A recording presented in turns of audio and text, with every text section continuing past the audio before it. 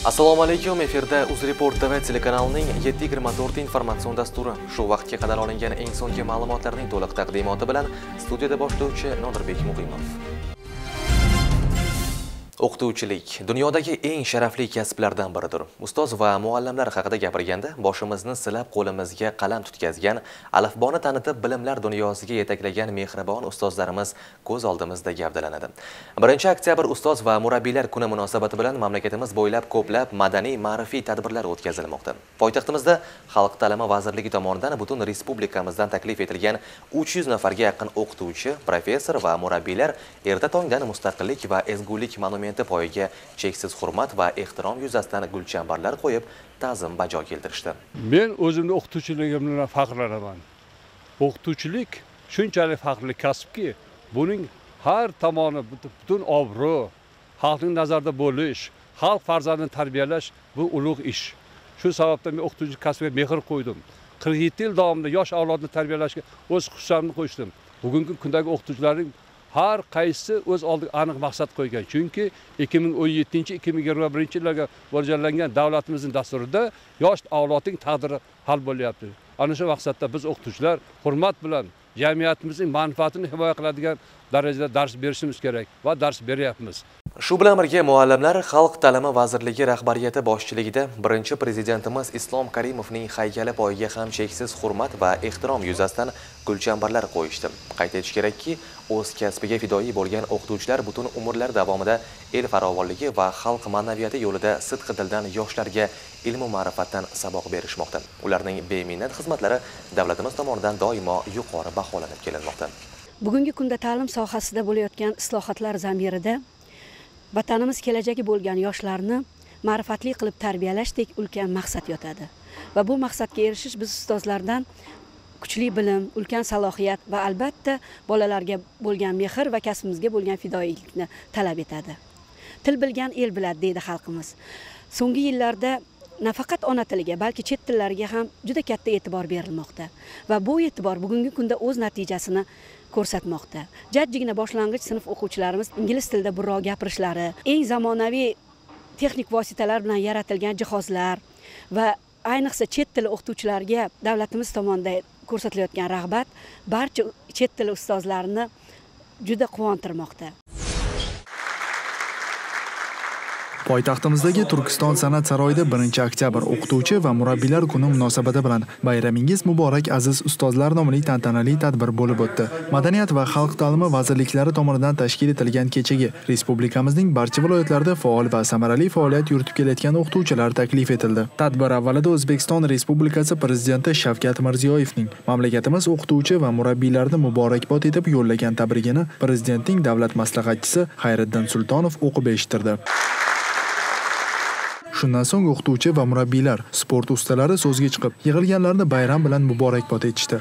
Qayd etish kerakki, shu yilning o'tgan davr mobaynida 90 ming nafardan ziyod pedagoglar malakasi o'qitishning zamonaviy usullari asosida oshirildi. Xalq ta'limi vazirligi yilning eng yaxshi fan o'qituvchisi, yilning eng yaxshi direktori, yilning eng yaxshi psixologi, yilning eng yaxshi metodisti kabi ko'rik tanlovlar orqali ilg'or, tashabbuskor, ijodkor pedagoglar tajribasini ommalashtirish yo'li bilan ta'lim mazmunini takomillashtirishga erishmoqda. Tadbir davomida yilning eng yaxshi fan o'qituvchisi ko'rik tanlovi g'oliblari taqdirlandi. Ularga mukofotlarni O'zbekiston Respublikasi Xalq ta'limi vaziri Ulug'bek Inoyatov topshirdi. Shu bilan birga tadbirda o'rta maxsus kasb-hunar ta'limi tizimining eng yaxshi o'qituvchilari va mamlakatimiz oliy ta'lim tizimining eng yaxshi pedagoglari tanlovi g'oliblari ham taqdirlandilar.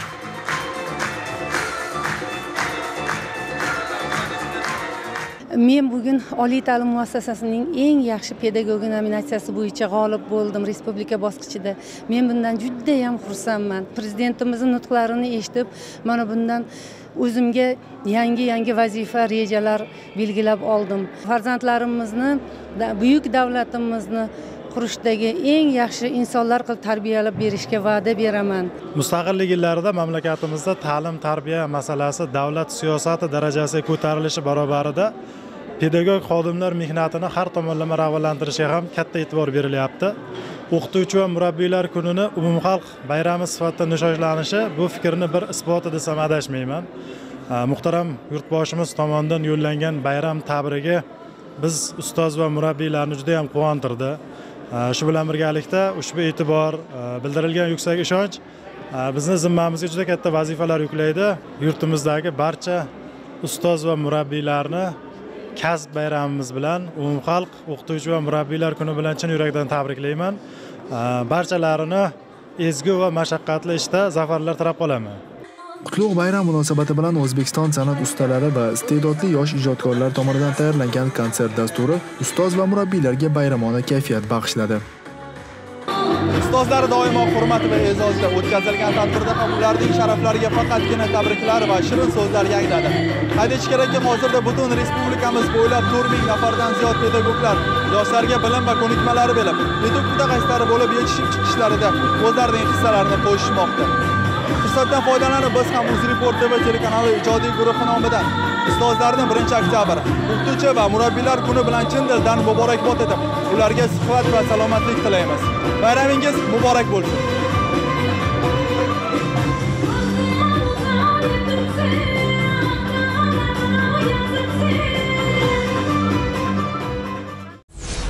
Prezident Mirziyoyev tashabbusi bilan ilgari surilayotgan O'zbekiston tashqi siyosati transformatsiyasi bugungi kunda butun dunyoda katta qiziqish bilan qabul qilinmoqda.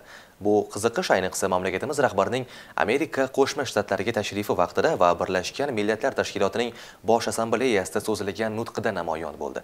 O'zbekiston rahbari tomonidan dunyoning eng yuqori siyosiy minbaridan turib ilgari surilgan yangi tashabbuslar O'zbekiston diplomatiyasi oldiga yangi vazifalarni qo'yadi.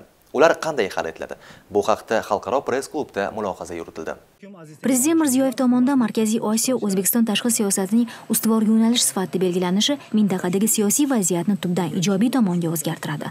Ko'plab xalqaro ekspertlar va siyosatshunoslar yakdillik bilan shu fikrni bildirishmoqda. Unga ko'ra mintaqada qisqa muddat ichida mutlaqo yangi siyosiy muhitni yaratishga erishildi. Ma'lumki, prezident ushbu jarayonni yanada mustahkamlash uchun Markaziy Osiyo davlatlari rahbarlarining muntazam uchrashuvlarini o'tkazishni taklif qildi. Tashqi ishlar vaziri Abdulaziz Komilovning izoh berishicha, bu yerda gap o'z nizomiga ega qandaydir muayyan tashkilot emas, balki faqat maslahatlashuvlar haqida ketmoqda. Bu faqat mana shu maslahatlashuvlar. Bu yerda hech qanday tashkilot tuzilish ko'rsatilmagan. Va bundan tashqari qandaydir ustavlar, qandaydir qarorlar qabul qilinishi rejada yo'q. Prezident Mirziyoyevning keskin munozaralardan qochmasdan masalalarni hal etish siyosati O'zbekiston va Qirg'iziston munosabatlarida namoyon bo'lmoqda. Muzlatib qo'yilgan hamkorlikning qayta tiklanishi rivojlanishga turtki berdi. Davlatimiz rahbarining Bishkekka davlat tashrifi davomida O'zbekiston va Qirg'iziston o'rtasida davlat chegarasi to'g'risida bitim imzolandi. Unga ko'ra, davlat chegaralarining 85% yoki qariyb 950 kilometrni delimitatsiya qilishga kelishib olindi. Ko'rib chiqilmagan hududlar oktyabrda Qirg'iziston Respublikasi prezidenti Almazbek Atambayevning O'zbekistonga davlat tashrifi davomida muhokama qilinadi. Первый государственный визит, он поистине стал историческим событием для наших двух народов. И на самом деле он снял практически очень много вопросов и открыл новую эру в отношениях наших двух братских народов. Наш парламент ратифицировал договор о государственной границе, который был подписан в ходе визита Шавката Миромоновича в Кыргызстан. И мы сегодня вместе готовим ответный визит, государственный визит нашего президента в Республику Узбекистан, который состоится буквально в ближайшее время, в октябре текущего года. O'zbekiston va Qozog'iston o'rtasidagi o'zaro hamkorlik modeli muvaffaqiyatli sheriklik va integratsiyaning yorqin namunasidir. Qozog'istonning O'zbekistondagi favqulodda va muxtor elchisi Erik Utenbayevning so'zlariga ko'ra, ushbu uyg'onish jarayoni Markaziy Osiyoda ijobiy vaziyatni yuzaga keltirdi. Мы сейчас можем говорить о 2017 году как о историческом годе, когда Шавкат Миромонович, когда Нурсултан Абишевич показали модель вот такого взаимодействия. И это сказывается на цифрах, это сказывается на нашем торговом обороте. И вот буквально за 7 месяцев мы видим эти результаты, когда на 35% растет рост экономики. Это товарооборот, который позволил нам на самом деле стать одним из таких экономически ведущих стран в рамках СНГ. O'zbekistonning tashqi siyosatida Afg'oniston doim alohida o'rin egallab kelgan. Bundan keyin ham shunday bo'ladi. O'zbekiston Afg'onistonning iqtisodiy tiklanishi, transport va energetika infratuzilmasini rivojlantirish, milliy kadrlarni tayyorlashga baholi qudrat hissa qo'shib kelmoqda. 2017-yilning birinchi yarmida ikki davlat o'rtasida tovar ayirboshlash hajmi 18.5% ga o'sdi. Birlashgan Millatlar Tashkiloti Bosh Assambleyasidagi nutqda prezidentimiz ushbu mamlakatda vaziyatni barqarorlashtirish masalasiga alohida to'xtaldi. В своей речи президент Мирзияев подчеркнул, что единственный путь к миру в Афганистане – это прямой диалог без предварительных условий между центральным правительством и основными внутриполитическими силами. Переговоры должны проходить при главенствующей роли самих афганцев на территории Афганистана и под эгидой ООН. Мудрый афганский народ вправе самостоятельно определять свою судьбу. Я, в свою очередь, хочу выразить от имени народа и руководства Афганистана благодарность за такое искреннее и благожелательное отношение. O'zbekiston va Afg'oniston o'rtasidagi munosabatlarning rivojlanishida keyingi bosqich Ashraf G'anining Toshkentga rasmiy tashrifi bo'ladi. Мы сейчас работаем над этим предстоящим визитом. Конкретные даты пока не определены, но я думаю, что особенно мы затягивать с этим вопросом не будем. Что касается конкретной повестки дня, то речь идет об укреплении прежде всего нашего экономического взаимодействия, возможного участия Узбекистана в реализации некоторых проектов, в том числе касающихся транспортных коммуникаций, дорожных коммуникаций.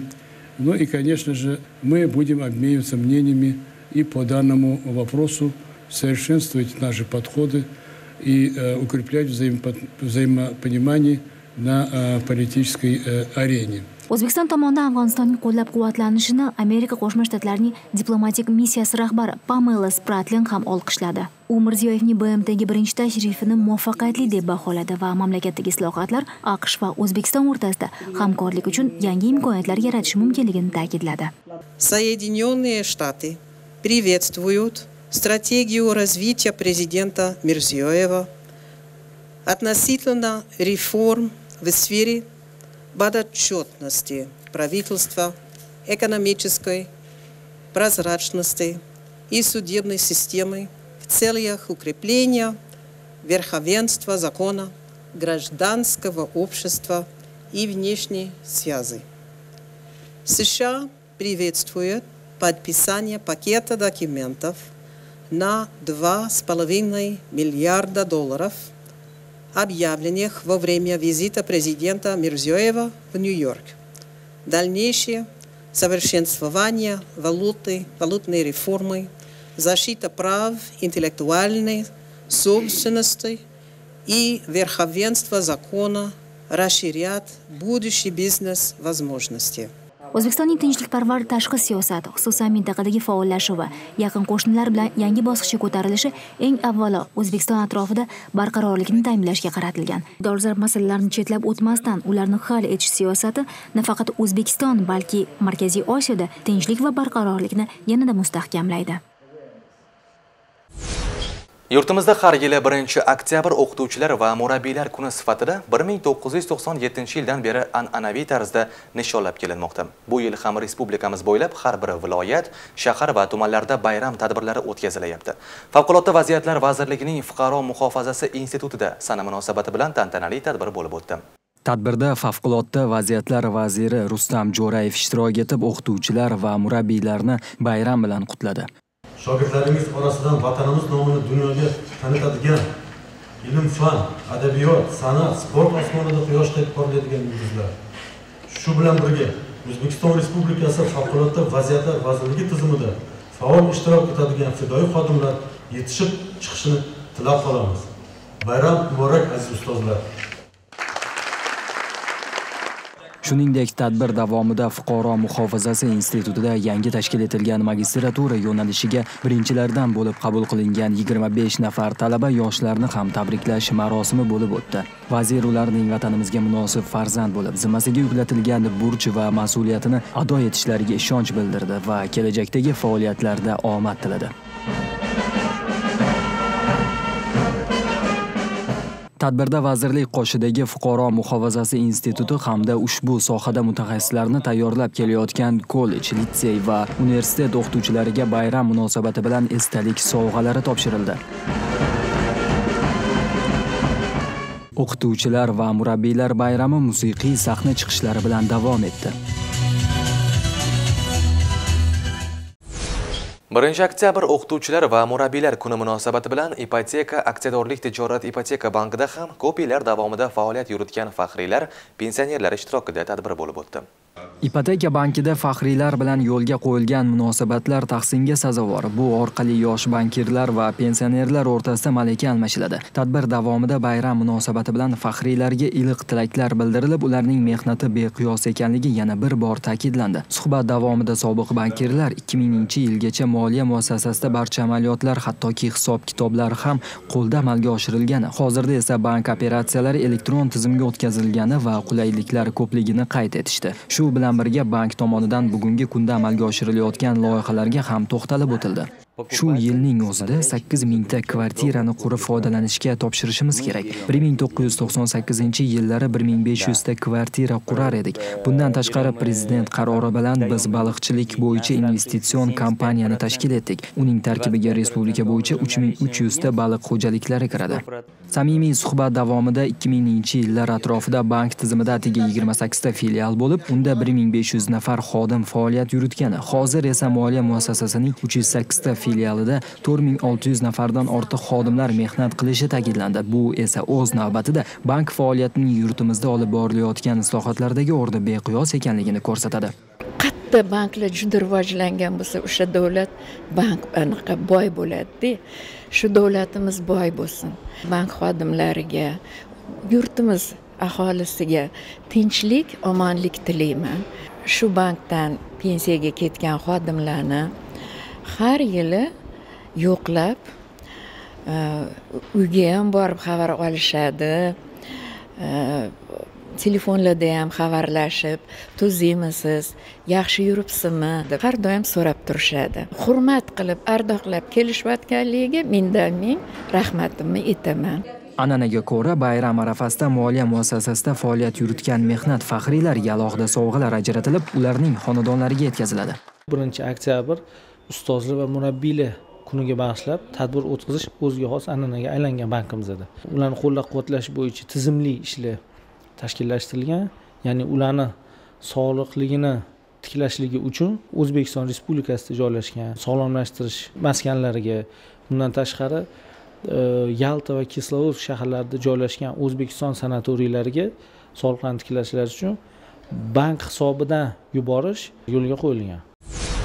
Teatr o'ziga xos jihatlarga ega bo'lib, hech bir san'at turi tomoshabinlarga u kabi kuchli ta'sir qilmaydi. Teatr muxlislarga haqiqiy his-tuyg'ularni ulashadi.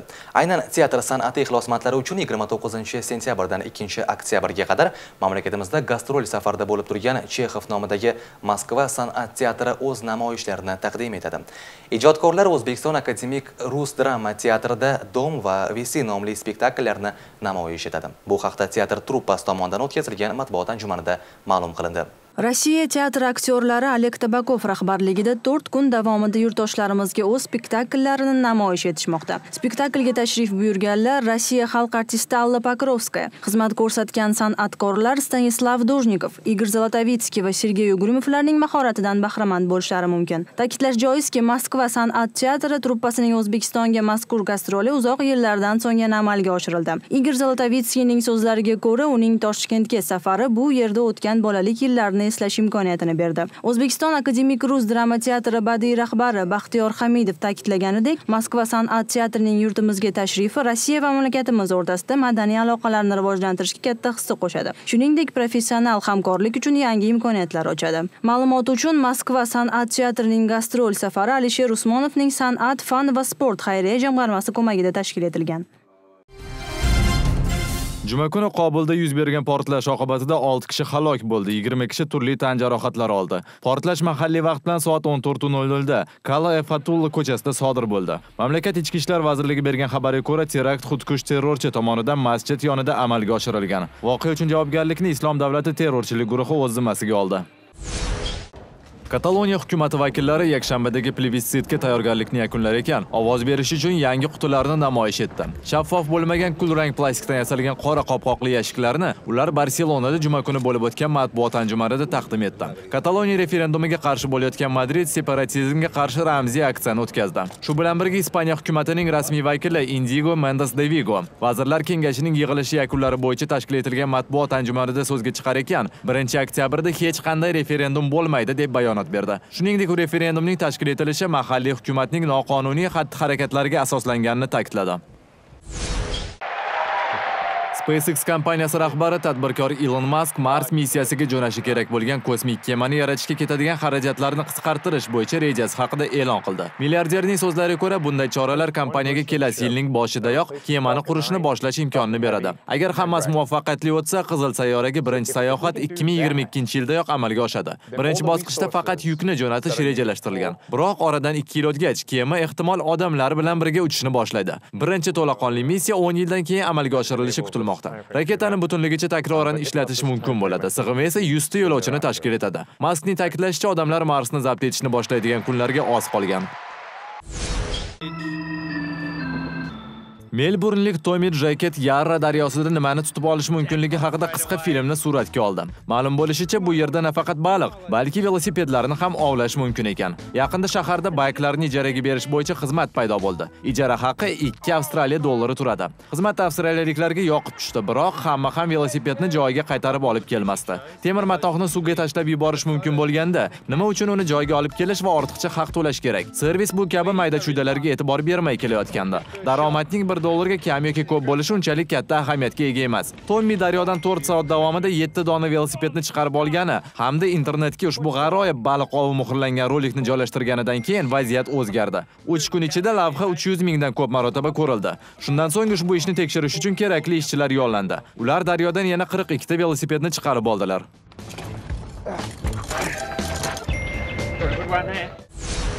Michael Douglas Joel Schumacherning Komaga tushganlar filmini jonlantirishga qaror qildi. 1990-yilda u filmni birinchi talqiniga prodyuserlik qilgan edi. O'shanda kartina AQShdagi prokatda $61 million mablag' ishlagandi. Oradan 27 yil o'tib, Douglas o'sha muvaffaqiyatni takrorlashga jazm etdi. Ssenariy ko'p o'zgartirilmadi.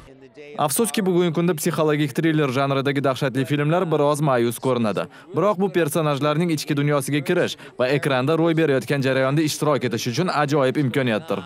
Xuddi oldingi filmda bo'lganidek, medik talabalarning bir guruhi inson bilan o'lganidan keyin nima bo'lishini tekshirib ko'rishga qaror qilishadi. Ular atayin bir-birining yuragini urishdan to'xtatib, keyin esa narigi dunyodan qaytib kelganidan so'ng avvalgidek yashay olishmaydi. Kartinada bosh rolni Ellen Page ijro etgan. Formula 1 bo'yicha musobaqalarning joriy mavsum 15-bosqichi asosiy bahslar oldidan so'nggi erkin poygalar bo'lib o'tdi. Malayziyaning Sepang trassasida o'tgan bahslarda Ferrarining germaniyalik vakili Sebastian Vettel eng yaxshi ko'rsatkichni qayd etib birinchi bo'ldi. Uning jamoadoshi Kimi Raikkonen esa kunning ikkinchi natijasini qayd etdi. Kuchli uchlikni Red Bull piloti Daniel Ricciardo yopib berdi. E'tiborli jihati 4-natija ham Red Bull a'zosi bo'lgan Max Verstappen tomonidan qayd etildi. AQShning New Jersey shtatida golf bo'yicha prezident kubogi musobaqasi start oldi. Kun davomida o'tgan 5 ta o'yindan so'ng AQSh termasi 3.5, Yevropa jamoasi esa 1.5 ochko jamg'ardi. Agar amerikaliklar shu tarzda davom etsa, yakshanba kuniga borib, muddatidan avval g'alabani qo'lga kiritishlari mumkin. 4 kun davom etadigan mazkur musobaqa jami 30 ta bahsni o'z ichiga olgan. Aslida dastlabki kun bahslari amerikaliklarning 5-0 hisobdagi g'alabasi bilan yakunlanishiga yaqin kelgandi. Biroq Louis Oosthuizen va Brendan Grace ko'rsatgan natijalar sabab Yevropa jamoasi hisobdan qutulib qoldi. Bu informatsion dasturimizdan o'rin olgan so'nggi xabar edi. Voqealar rivojini bizda YT Krematorda kuzatib boring. E'tiboringiz uchun rahmat. Yaxshi xabarlar doimo hamrohingiz bo'lsin.